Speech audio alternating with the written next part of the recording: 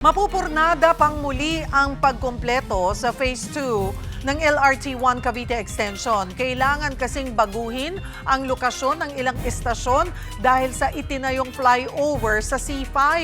Para bigyan ng mukhang balita, Mobile Journal, Ivan Tarinque. Good news sana para sa mga taga Las Piñas at Bacoor, Cavite ang Phase 2 ng LRT-1 Cavite Extension. Yun nga lang, naantala pa ito. Noong 2023, inanunsyo ng pamahalaan na sa susunod na taon na maging operational ang Phase 2 ng LRT-1 Cavite Extension. Pero mukhang iuusog pa raw sa 2028 ang target completion nito. Sabi ng Light Rail Transit Authority or LRTA, noon pa nabili ng pamahalaan ng mga loteng pagtatayuan ng istasyon. Ngunit nang magkaroon ng flyover project sa bahagi ng C5 Extension at Quirino Avenue, may mga kailangan baguhin. Ang unang gagawin, kailangan mo siya ngayong ilipat yung alignment kung saan tatahak yung relays. Mapipilitan ka rin galawin mo yung stasyon, yung location naman ng stasyon.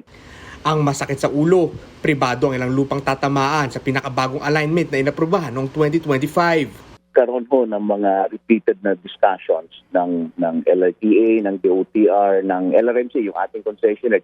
Ang naging usapan is pipiranga po sila ng right of way usage agreement. Ayon sa LRTA, nililinaw pa kung ang mga kailangan lupa ay pagkakaloob ng walang bayad sa pamamagitan of right of way usage agreement o kailangan pa itong bayaran ng proyekto.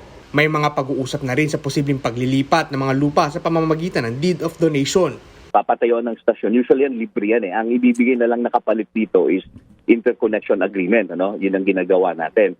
Pero pag ibibenta mo, sandali lang kasi parang mali eh. Makikinabang ka na tapos bibilin pa natin, di ba? Mga kapatid, Mobile Journal Ivan Tarinque po, hatid ang muka ng balita.